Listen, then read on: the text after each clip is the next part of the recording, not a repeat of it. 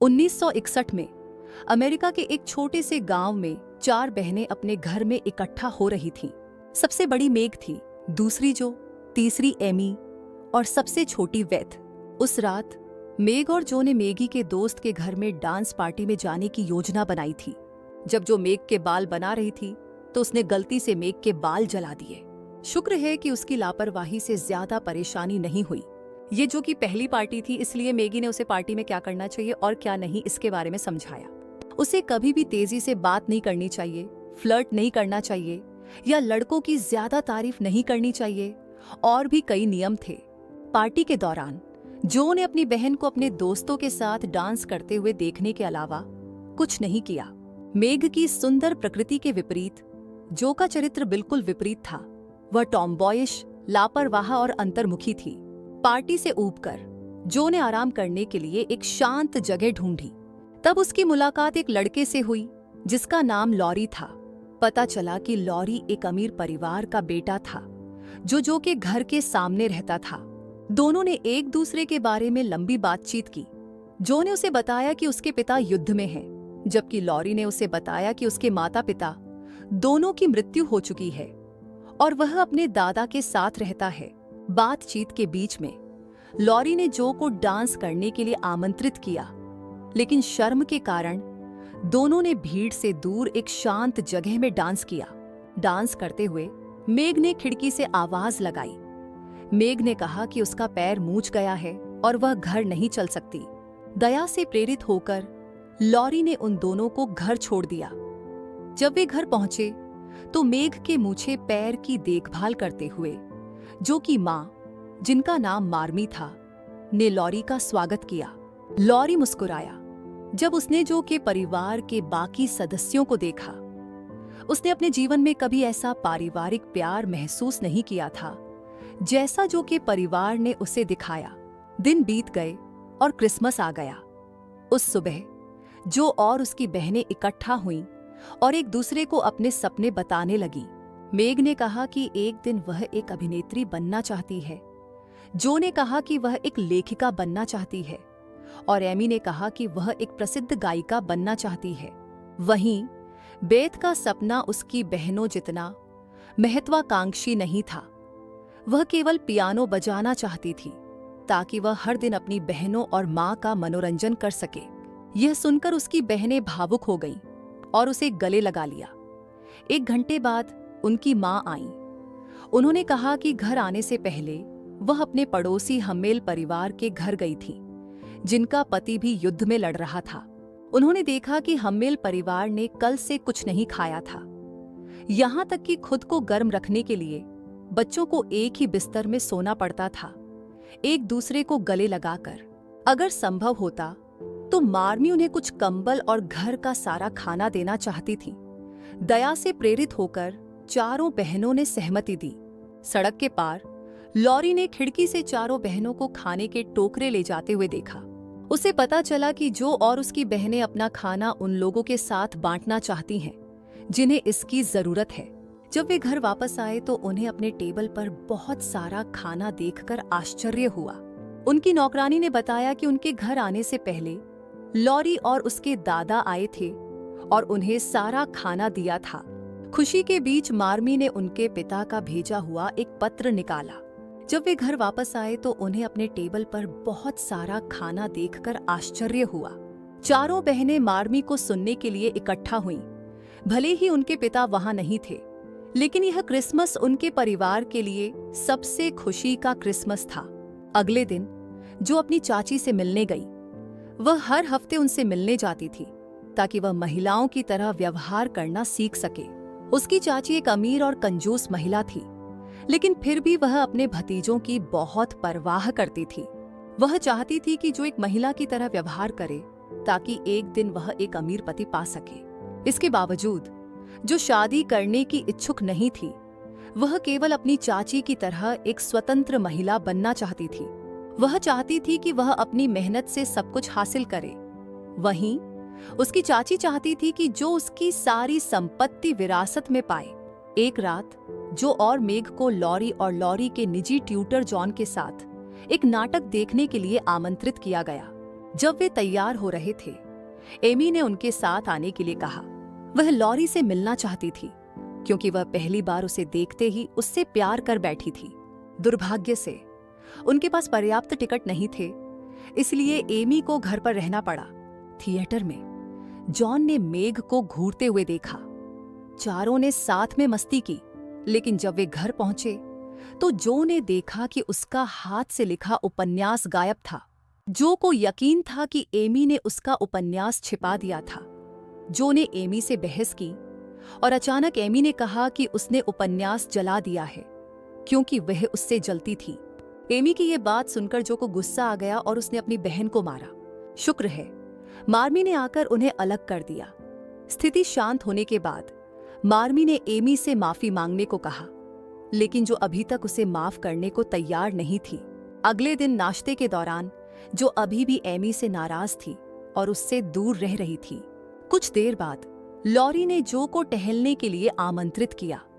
Amy, जो अपराध बोध महसूस कर रही थी, ने मेघ से पूछा कि वह जो को माफ कैसे करवा सकती है। मेघ ने एमी से कहा कि वह जो के पीछे जाए, लेकिन कुछ न कहे जब तक कि जो मुस्कुरा न दे। एमी तुरंत जो के पीछे भागी, लेकिन रास्ते में जब वह जमी हुई झील पार कर रही थी तो बर्फ टूट गई और एमी ठंडे पानी में गिर गई। अपनी बहन को खतरे में देखकर जो और लॉरी ने उसे बचाने के लिए जल्दी की। शुक्र है वे उसे बचाने में सफल रहे और उसे घर ले आए। उस रात घर में जो ने अपनी मां से अपने गुस्से की समस्या के बारे में बात की। उसकी मां ने उसे बताया कि भले ही वह धैर्यवान है, लेकिन उसे भी एक बार गुस्से की समस्या थी, जैसे जो को है। उसकी मां ने कहा कि अगर वह कोशिश करे तो वह यकीनन खुद पर काबू पा सकती है। कई महीने बीत गए और अब जो और एमी ने मेल मिलाप कर लिया था। दोपहर में लॉरी ने जो और उसके परिवार को जॉन और लॉरी के दोस्त फ्रेड के साथ समुद्र तट पर छुट्टी पर ले गया। मेघ और जॉन के रिश्ते में करीबी आती दिख रही थी, वहीं जो और लॉरी के बीच भी करीबी बढ़ रही थी। जो ने लॉरी के लिए एक विशेष नाम भी रखा। एमी अब जो से जलती नहीं थी, लेकिन वह अभी भी दूर से लॉरी की पेंटिंग बनाना पसंद करती थी। अगले दिन जब मार्मी काम पर थी तो उन्हें खबर मिली कि उनके पति, जो अभी अभी युद्ध से लौटे हैं, अस्पताल में इलाज करवा रहे हैं। घबराहट में चारों बहनों, लॉरी और उसके दादा ने मार्मी को अस्पताल जाने के लिए तैयार करने में मदद की। जाने से पहले जो ने अपनी मां को काफी पैसे दिए। मार्मी ने पूछा कि उसे इतने पैसे कहां से मिले। जो ने जवाब दिया कि उसने अपने बाल सैलून में बेच दिए थे, और ये कहते हुए उसने अपनी टोपी उतार दी। अपनी बेटी की कुर्बानी देखकर मार्मी बहुत भावुक हो गई। 3 दिन बीत गए, लेकिन मार्मी अस्पताल से वापस नहीं आई थी। उस सुबह बेथ ने अपनी बहनों से कहा कि वे उसके साथ हम्मिल परिवार से मिलने जाएं। चूंकि उनकी मां 3 दिन पहले अस्पताल गई थी, हम्मेल परिवार को भूखा रहना पड़ रहा था क्योंकि उन्हें खाना देने वाला कोई नहीं था। लेकिन उसकी बहनों ने उसकी बात नहीं सुनी और अपने काम में व्यस्त रहीं। बेथ ने अकेले ही हम्मिल परिवार के घर जाने का फैसला किया। वहां जाने से पहले वह लॉरी के घर गई। उसने लॉरी के दादा को एक जोड़ी जूते दिए ताकि वह उनकी मदद के लिए धन्यवाद दे सके। हम्मिल परिवार के घर से लौटने के बाद उसके भाई बहनों ने उसे एक पियानो दिखाया। पता चला कि लॉरी के दादा ने उसे उपहार में दिया था। उन्होंने एक पत्र भी भेजा था जिसमें लिखा था कि पियानो बेथ के उपहार के सामने कुछ भी नहीं है। बेथ इतनी भावुक हो गई कि उसने तुरंत बूढ़े आदमी को गले लगा लिया। लॉरी के दादा ने कहा कि बेथ उन्हें अपनी मृत बेटी की याद दिलाती है। बातचीत के बीच में लॉरी के दादा को पता चला कि बेथ को बुखार है। रात में बेथ की जांच डॉक्टर ने की। परिणाम से पता चला कि बेथ को फ्लू था और अगर उसका इलाज देर से किया गया तो उसकी जान को खतरा हो सकता है। डॉक्टर ने यह भी बताया कि यह बीमारी उन लोगों में आसानी से फैल सकती है जिन्हें पहले कभी फ्लू नहीं हुआ है, इसलिए कुछ समय के लिए बेथ को अलग रखना होगा। वहीं एमी, जिसे पहले कभी फ्लू नहीं हुआ था, को कुछ समय के लिए अपनी चाची के साथ रहना पड़ा। 2 दिन बाद एमी अभी भी अपनी चाची के घर पर थी। जब वह पेंटिंग कर रही थी तो उसकी चाची ने उसे देखा और उसकी सुंदर प्रकृति को नोटिस किया। उसकी चाची ने उससे पूछा कि क्या वह जो की जगह हर हफ्ते उसके पास आना चाहेगी। उसकी चाची ने सोचा कि जो की तुलना में जो टॉमबॉयिश थी, एमी अधिक सुंदर थी और एक महिला बनने के लिए उपयुक्त थी। अगर एमी ने हाँ कहा तो उसकी चाची उसके भविष्य की गारंटी लेगी। यह सुनकर एमी, जो अभी भी मासूम थी, मुस्कुराई और खुशी खुशी हाँ कह दी। दूसरी ओर बेथ की हालत बिगड़ती जा रही थी। उसकी बहनों को नहीं पता था कि उसके फ्लू का इलाज कैसे करें।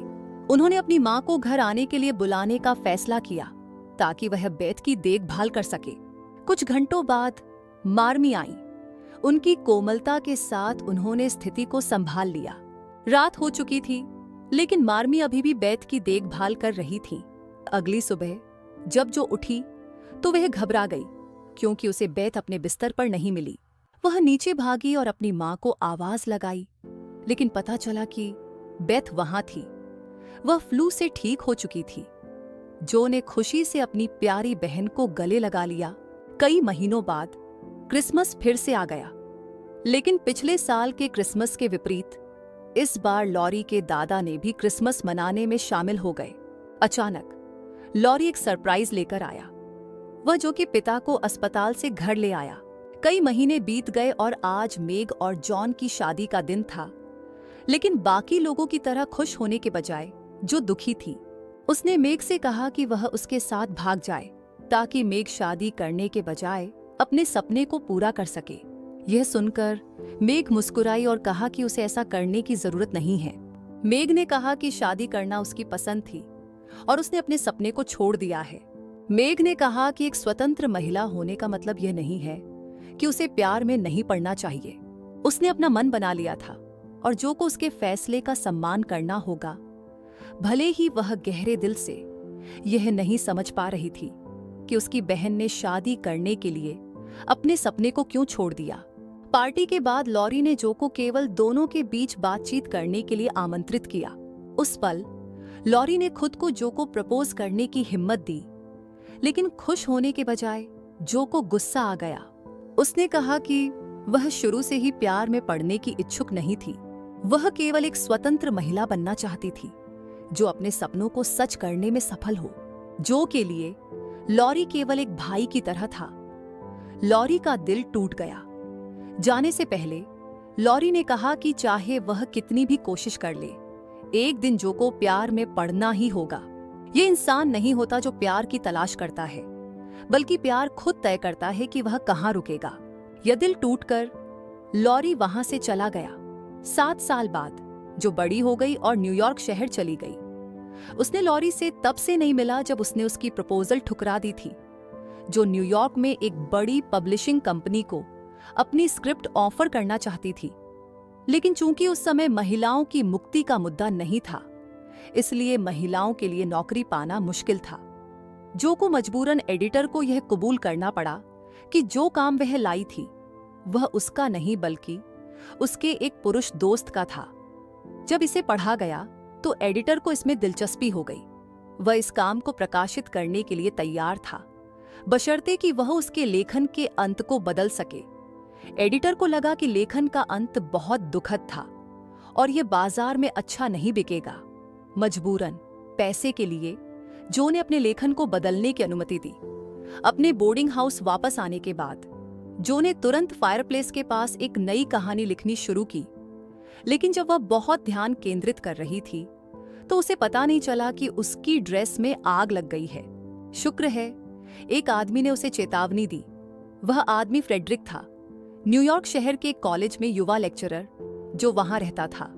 कुछ ही देर बाद उनकी मकान मालकिन आई और जो को बताया कि उसके छात्र उसका इंतजार कर रहे हैं। लेखिका के अलावा जो एक प्राइवेट ट्यूटर के रूप में भी काम करती थी। जाने से पहले फ्रेडरिक ने पूछा कि वह इतनी मेहनत क्यों कर रही है, जबकि उसकी उम्र की ज्यादातर महिलाएं शादी करना पसंद करती हैं। जो ने आराम से जवाब दिया कि उसे शादी करने में कोई दिलचस्पी नहीं है।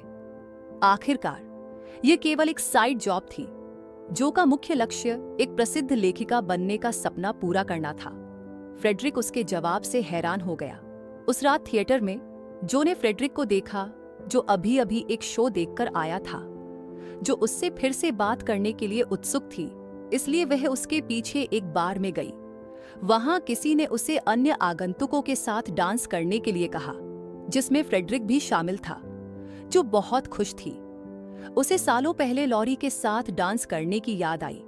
अगली शाम फ्रेडरिक ने चुपके से जो को एक किताब और एक पत्र भेजा। फ्रेडरिक ने अपने पत्र में लिखा कि वह जो के लेखन के बारे में उत्सुक है और चाहता है कि वह उसे पूरा करने के बाद दिखाए। उस पत्र ने जो को खुश कर दिया। उसने उसी रात अपना काम पूरा करने का फैसला किया। पूरी रात लिखने के बाद जो ने आखिरकार अपना काम पूरा कर लिया।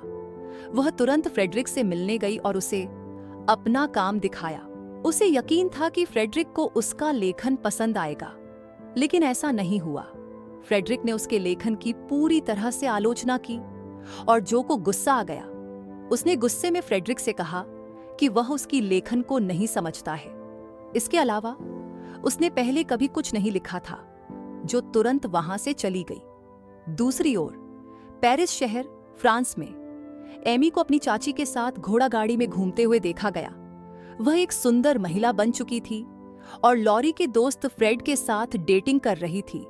एमी ने अपनी चाची को बताया कि उसे सुबह अपनी माँ का एक पत्र मिला था, जिसमें लिखा था कि बेथ बहुत बीमार है, लेकिन उसकी चाची ने उसे घर वापस जाने और अपनी बहन की हालत देखने के बजाय चिंता न करने के लिए कहा, क्योंकि उसकी बहनें बेथ की देखभाल कर रही थीं।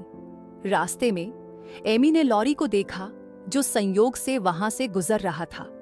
उसने उसका नाम पुकारा और तुरंत उसे गले लगा लिया। उसने लॉरी को सालों से नहीं देखा था, क्योंकि वह अपनी चाची के साथ रह रही थी।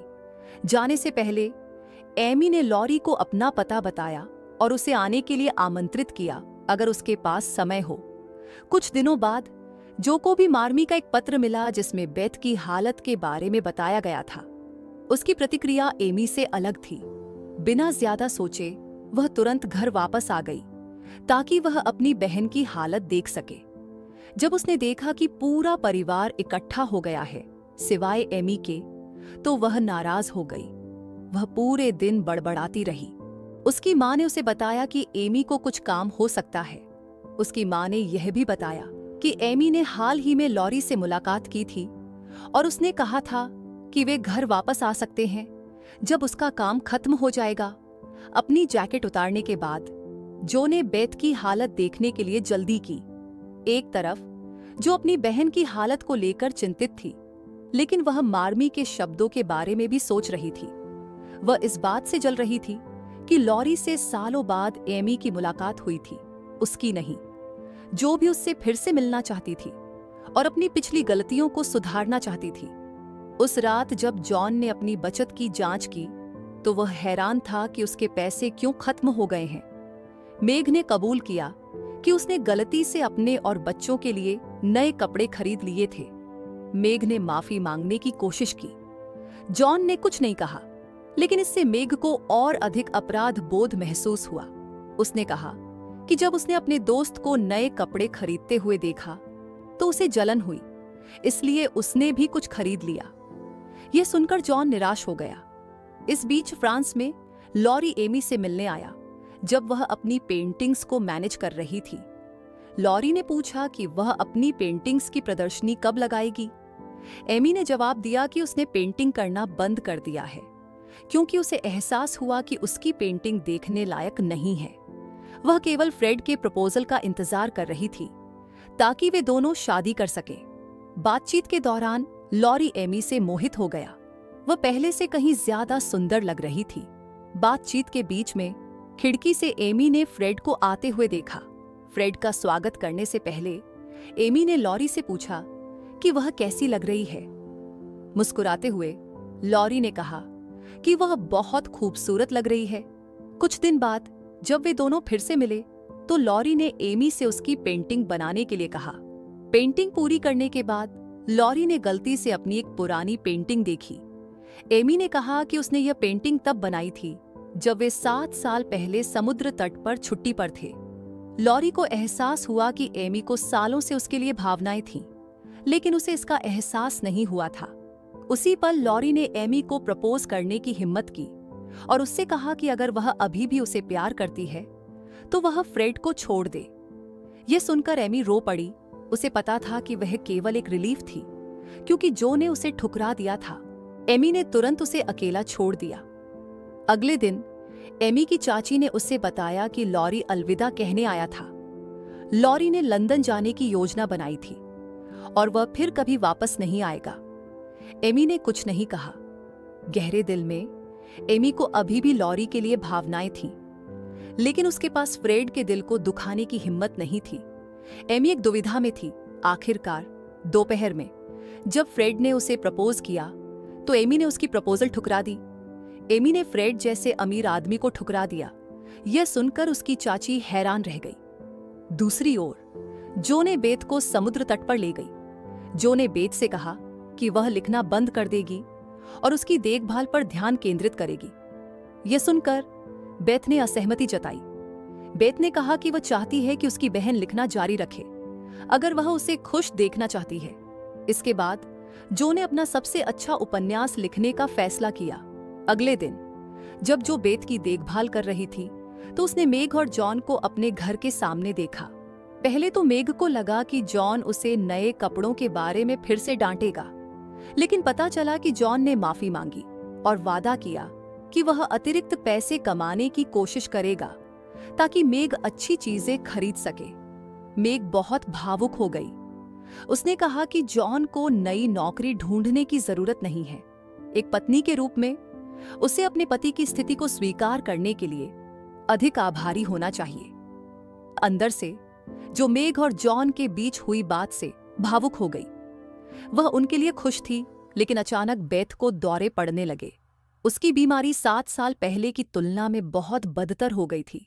उस रात जो बेथ के बगल में सोई और उसका हाथ पकड़कर रोती रही।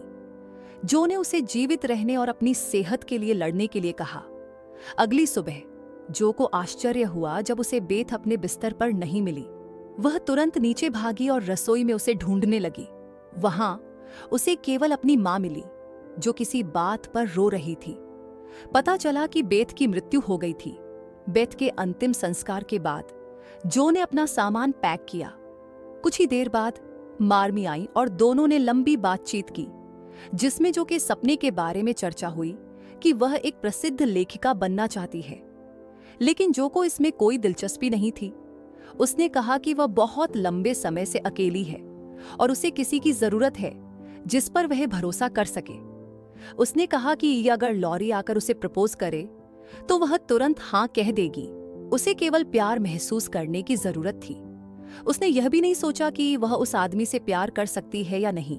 मार्मी ने उसे बताया कि उसके पास अभी भी जीवन में बहुत कुछ है और यह निश्चित रूप से बहुत खुशहाल होगा अगर वह उस आदमी से भी प्यार कर सके। जो कुछ नहीं कह सकी। इस बीच एमी घर जाने वाली थी कि अचानक लॉरी आ गया। रोते हुए एमी ने कहा कि वह माफी चाहती है कि वह बेथ को देखने पहले नहीं आई। उसने लॉरी को घर वापस आने के लिए आमंत्रित किया, लेकिन लॉरी ने मना कर दिया। उसने खुद से वादा किया था कि वह एमी से दूर रहेगा। एमी ने उसे बताया कि उसने फ्रेड की प्रपोजल ठुकरा दी थी। यह सुनकर लॉरी बहुत खुश हो गया।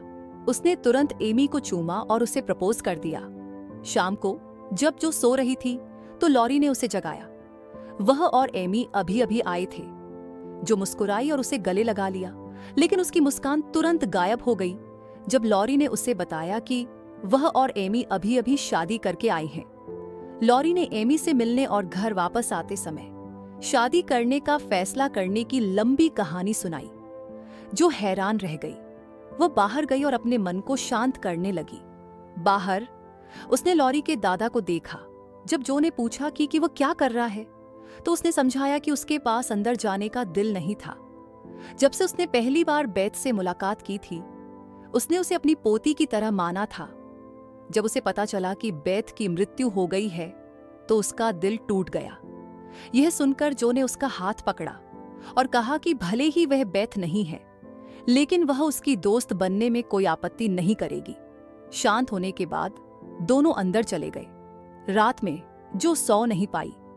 वह बेथ की आखिरी इच्छा को याद करती रही।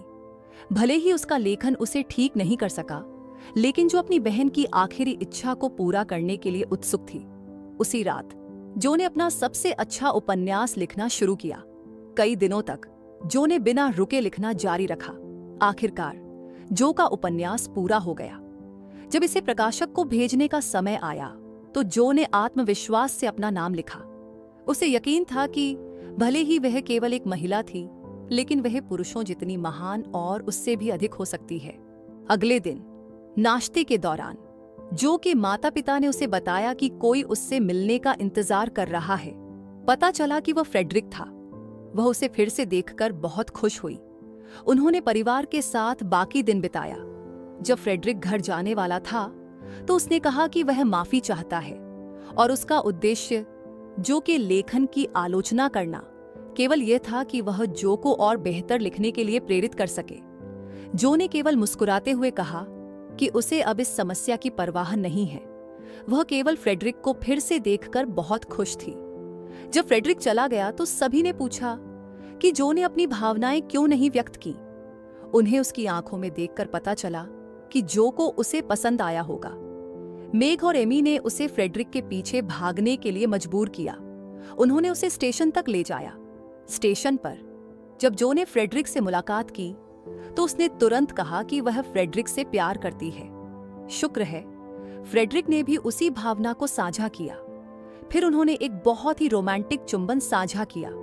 सालों बाद उनकी चाची की मृत्यु हो गई, लेकिन आश्चर्यजनक रूप से उनकी चाची ने अपनी सारी संपत्ति जो को छोड़ दी। एमी को बिल्कुल भी जलन नहीं हुई। वह वास्तव में खुश थी क्योंकि आखिरकार जो अभी भी उसकी बहन थी। जो ने अपनी चाची के बड़े घर को एक स्कूल में बदल दिया। पूरा परिवार स्कूल की देखभाल करने में मदद करता था, जिसमें फ्रेडरिक भी शामिल था। इसके अलावा जो द्वारा लिखा गया उपन्यास भी प्रिंटिंग की प्रक्रिया में था। वह उपन्यास जो उसने अपनी दिवंगत बहन बेथ के लिए लिखा था, वह उपन्यास जिसमें उसके परिवार के जीवन की यात्रा की कहानी थी, जिसे उसने लिटिल वुमेन नाम दिया। अगर आपको यह वीडियो पसंद आया हो तो लाइक और सब्सक्राइब करें। अगर आप इसी तरह मेरा समर्थन करते रहेंगे तो मैं आपके लिए और वीडियो बनाने की सराहना करूंगा। धन्यवाद।